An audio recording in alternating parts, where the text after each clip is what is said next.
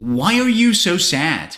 All my friends speak very good English. My English is always bad. What do you mean? They use nice words. My word choice is very, bad. Let's see. How's the weather today? It's bad. What do you think about Marvel movies? Oh, they were good until Endgame. Now they are, bad. How about Chelsea, the football team? What? I'm a Manchester United fan. Of course Chelsea is bad. Bad? Oh, I say bad a lot. Exactly. You need to learn some synonyms for some overused English words. Really? Like what? Good question. Let me show you.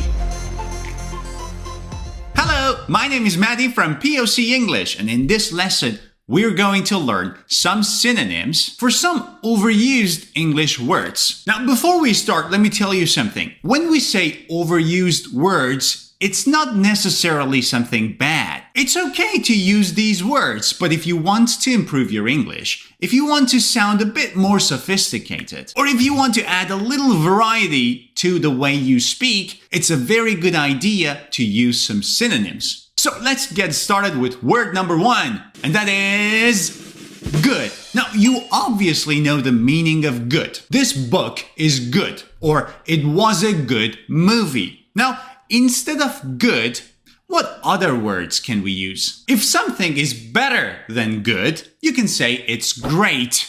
Great! The movie was great. If something is enjoyable, you can say it's pleasant. Pleasant. The weather today is very pleasant. Or if something is even better than great, you can say it's superb. Superb. He is a superb dancer. You see, a lot of these synonyms are also very simple, and perhaps you knew the meaning of all of these words. But the thing is, if you want to be able to use them as you are speaking, you have to turn these words from passive to active in your head. Turning passive vocabulary into active will enable you to use your knowledge, to use the number of words you know when you are speaking or when you are writing. That is, when you are producing something in English. But do you know how to turn passive vocabulary into active vocabulary? No? Don't worry. I've done a video on this, which has gone viral. I think it has 8 million views so far. That's crazy. Just click on the link above my head, go to that video, and then you can watch it after this lesson. But first, let's continue. Oh, I wanted to tell you another thing. Look at these sentences. He's a good guy. Instead of good, I can say great. He's a great guy. I can say pleasant. He's a pleasant guy. And I can say superb. He's a superb guy. But now, out of these 4 sentences, which one do you think is the most common? He's a good guy, or he's a nice guy. Saying that he's a superb guy is kind of, not natural. Well, you can say he's a superb dancer or a superb musician when talking about somebody's skills. But if you say somebody's superb, it's okay, it makes sense, and people will probably understand you. But the thing is, it's not really natural. It's more natural to say that he's good, or he's nice, or he's a superb dancer, a superb musician, or a superb teacher. So what am I trying to tell you? I'm trying to tell you that you cannot simply substitute a word with its synonyms. You need to be aware of the context of that sentence, okay? For example, you can say the show was good. You can say the show was great. You can say the show was superb. And you can also say the show was pleasant. All of them make perfect sense. So please, as you learn synonyms, also pay attention to the context of the sentence. We will talk about this more in the rest of the video. Now, let's get to the second word, which is bad. Now, you know the meaning of bad, right? And you probably know the words that I'm going to tell you later on. But let's discuss them. That was a bad joke. That was a bad joke. Instead of bad, what else can I say? If it was very bad, I can say that was an awful joke. Or the weather today is just awful. If it's very, very bad, you can say it's terrible. The weather today is just terrible. Or that was a terrible mistake. Or if it was very, very, very bad, you can say that was horrible. Horrible. It was a horrible experience. Bad, awful, terrible, horrible. You see, you are diversifying your knowledge of vocabulary, and that is very good. Now try to practice so that you can use them as you are writing and speaking. Let's move on to the next word. Very. Well, very is very overused. You see, I said it's very overused. But instead of very, what can I say? Well, very is an adverb. It is used to add emphasis to another adverb or an adjective. For example, smart, very smart. He is very smart. Instead of very, what else can you say? If it's very, very, you can say extremely. For example, she's extremely talented. She is extremely talented. You can also say incredibly. He is incredibly talented. Or he is incredibly dedicated. Or you can say remarkably. The view was remarkably beautiful. So very, extremely, incredibly, remarkably. But again, pay attention to the context of what you are trying to say. Don't simply substitute these words for one another. Number 4 is interesting. This video is very interesting, right? Instead of interesting, what else can you say? Fascinating, which means very interesting. In my opinion, space exploration is fascinating. Understanding that there may be another planet where other creatures are living, that's fascinating. If something attracts and holds your interest, that is captivating. It's like a book or a movie that you can't stop watching or reading because it's so captivating. The book was captivating. I couldn't stop reading it. Or if it's charming and attractive, you can say it's engaging. Yesterday's lecture was engaging. Interesting, fascinating, captivating, engaging. Moving on to number 5. Nice. She has a nice smile. Instead of nice, what else can you say? Lovely. It's a lovely day. Or this is a lovely studio flat. You can say charming, which means pleasantly attractive. He has a charming personality. Or you can say delightful, something that causes delight or joy or happiness. The play was delightful. Nice, lovely, charming, delightful. Okay, now before we continue this lesson, let's have a look at this paragraph that I have provided for you. Let's read it together. Last weekend, I watched a movie. It was very interesting. The actors were very good, but the plot was a bit bad. The soundtrack, however, was very nice. Overall, it was a good experience. This is a very clear paragraph, right? You immediately understand what this paragraph is talking about. It's very clear, but we can improve this a bit more. For example, instead of very interesting, what else can we say? Instead of very good, or a bit bad, or very nice. We can use some of the alternatives that we just learned, right? Let's do that in 3, 2, 1. Now let's read this together. Last weekend, I watched a movie.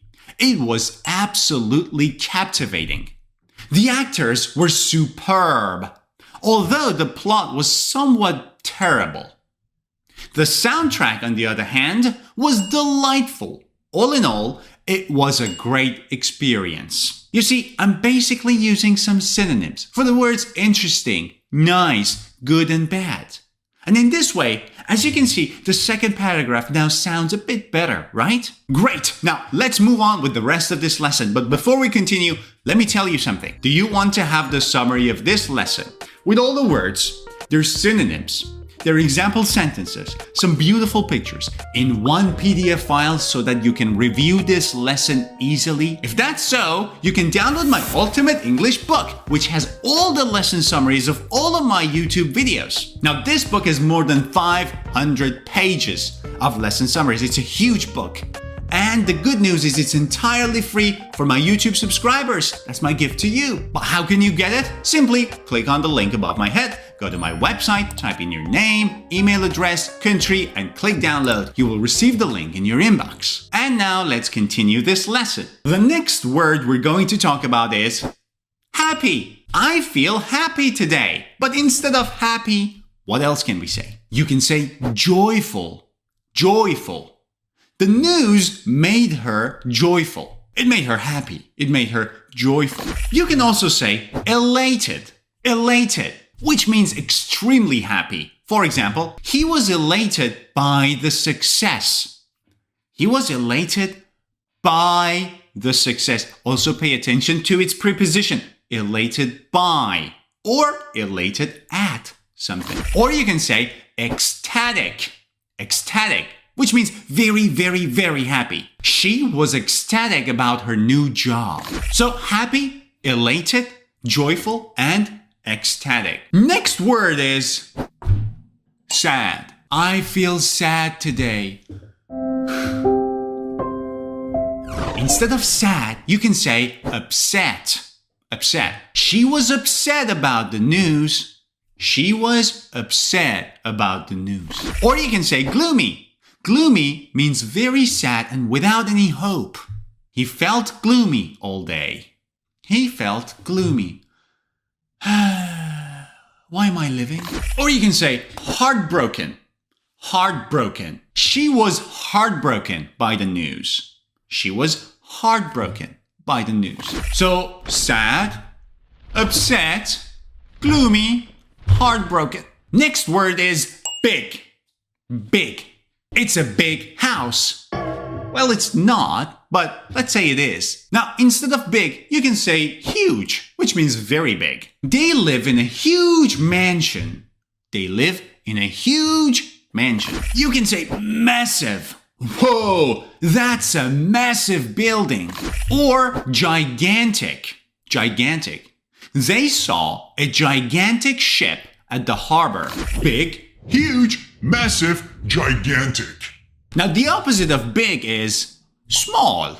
For example, I live in a small studio flat. But instead of small, what else can you say? You can say tiny, which is very small. She had a tiny ring. If you were talking about a person, specifically a woman, who is thin and small, you can say she is petite. Petite. Now pay attention, this is only used to describe a woman's body, and it means thin and attractive. She has a petite figure. You can also use the word compact. For example, he drives a compact car, perfect for the city. So small, tiny, petite, and compact. Now pay attention. Again, context matters. You can say this is a small studio flat. You may even be able to say that it's a tiny studio flat. Well, it's not tiny, but if it is very small, you can say it's tiny. But can you say that this flat is petite? No, because as I said, petite is used for women. Now, for a car, you can say small, right? A small car. You can say compact, a compact car. But can you say a tiny car? Well, if you have a tiny toy, yeah, you may be able to say it's a tiny car. But a real car can never be tiny. But it can be compact. It can be small. Can it be petite? No, because petite is used for human body. So again, don't simply use a word instead of another word, even though they are synonyms. Always pay attention to the context. And the last word we're going to talk about today is like. But not, I like ice cream. No. This like is the like that people often use as a filler word. This happens a lot in everyday conversation. For example, I was like very tired, but the movie was like very long. But my friend was very sad. This like is used as a filler word to buy you some time to think about what you want to say, or to search for the word, or to search for the grammar. Now, instead of like as a filler word, what else can you say? Well, you can basically say, the movie was a bit long and people were tired. But again, this doesn't sound very good, does it? Do you know the best alternative? Just say nothing. The movie was long and my friend was not very happy. Don't say anything, just remain silent. But you know what I often do? I say, you know, For example, the movie was, very long, and my friend was, a bit sad. There are many different filler words that people often use when they're having a conversation, but I think the best one is just to remain silent. My friend was sad. And now, before we end this lesson, let's see a dialogue. What a gloomy day. Yeah, the weather is just awful today. I hate this tiny room. It makes me upset. I wish I could buy a huge mansion. And that's it, guys. I hope you've enjoyed this lesson. Don't forget to give this video a thumbs up. And if you're new to my channel, click subscribe. See ya.